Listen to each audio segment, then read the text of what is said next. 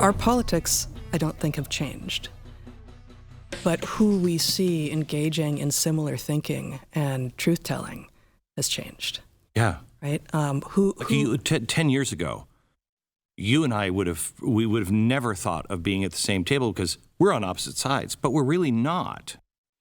This is from a podcast with Heather Haying and her husband that are what I always thought were far, far left, but they actually are not. The far, far left is killing them now.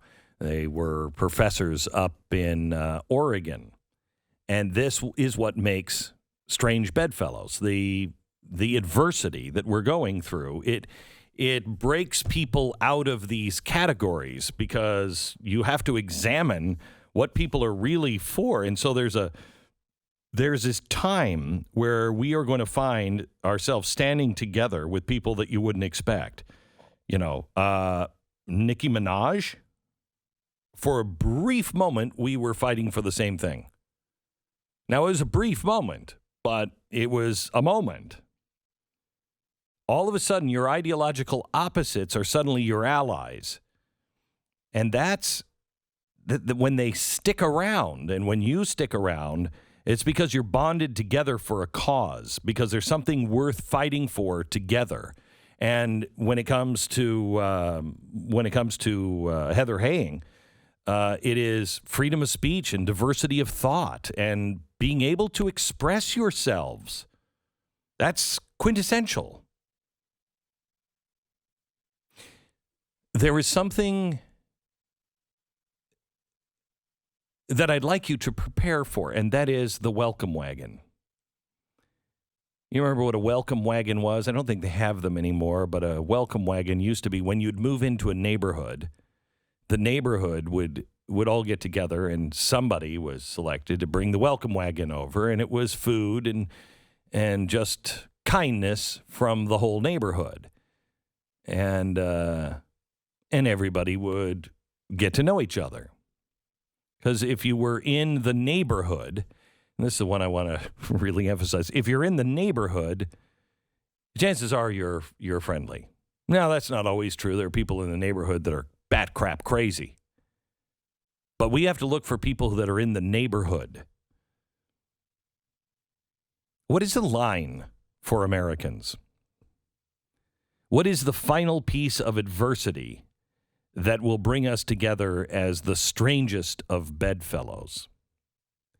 It may be happening right now. I think we're at the beginning of it. When rappers, listen to this, when rappers, Republicans, actors, environmentalists, truck drivers, NBA players, liberals, millionaires, moms, pop stars, sports anchors, comedians, and historians are all on the same team, you're starting to have E Pluribus Unum. They're starting to stop arguing about the things that don't matter and start standing together for the things that do. I have a name for it. I just made it up, but it's the Joe Rogan Effect.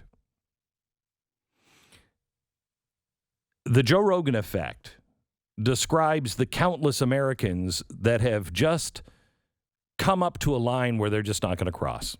Regardless of politics, career, background, anything, they're just like, nope, I'm not going there. And Joe Rogan has come up to that line himself with the vaccine mandates, and he's just not going to cross it. If they can figure out a way to force you into carrying papers, into carrying something that lets you enter businesses or lets you do this or lets businesses open, as soon as you give politicians power, in any kind of power that didn't exist previously, historically, they don't relinquish that power. They find new reasons to use it. So he has come up to that line. Remember about a year ago I said, where is your line? What is the line that you won't cross? Many Americans are finding it right now. Too many are missing the opportunity, and it's going to put them too far down the field, I fear, to turn around at some point. But others are finding their line. Dave Chappelle has come up with his line. It's the pressure to apologize for his comedy special, and he said, I will not cross it. You will not summon me. I am not bending to anybody's demands. Jonathan Isaac of the Orlando Magic reach the line he won't cross with the mandates. At this point in time, it is going to take courage. It is going to take boldness to stand up for what it is that you believe in, to say it proudly and to say it loudly.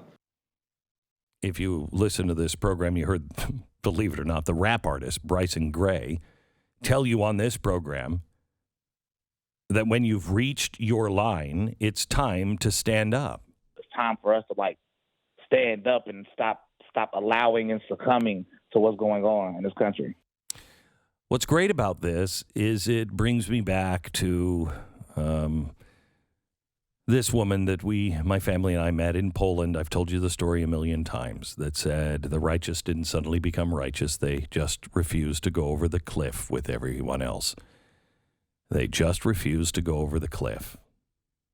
The Rogan effect is when you get to the cliff and you're like, okay, this is madness. I'm not going with you. Then after everybody else has jumped off the cliff, you look around and see, holy cow, I'm standing with you? You didn't jump off the cliff either? That's what this is. You're starting to see the people that won't jump off the cliff, and sometimes they're surprising. It's people who believe differently, live differently, think differently, dress differently. But the one thing we all have in common is we didn't go over the cliff. And for that reason, we're now a team. And each in our own way, we're trying to persuade others, don't go over the cliff. But they will. Some won't. Not going over the cliff makes you part of this team. And Joe Rogan is not the only one. I've had several of these people on this show, and that's good news. Good news. Because this is the kind of momentum on the side of liberty like we haven't seen in America for quite some time. It's not a political stake. It's not a party. It's not even people that generally agree on a lot of stuff. It's just that we agree on the things that matter. See, we're always going to argue about things. That's what people forget. You're going to get your feelings hurt. Life isn't fair. Things don't always work out the way you want them.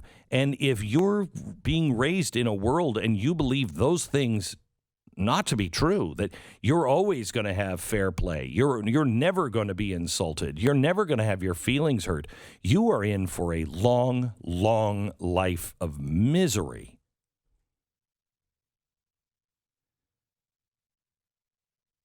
But we were always raised that life isn't fair. You're not going to always get the trophy. You're not all that special. You might be, but there's a lot of stuff that makes you ordinary. Usually people who are extraordinary, it's only in one little area. The rest of them is perfectly ordinary.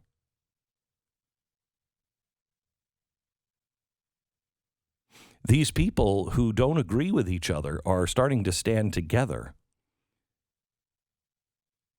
And that is E Pluribus Unum. From many, one. Well, what brought us together in the first place? The idea that everybody's the same. That you have an equal shot. That God built us with these rights that nobody can take away, and that it's up to you to take those things that you have and make the best of them.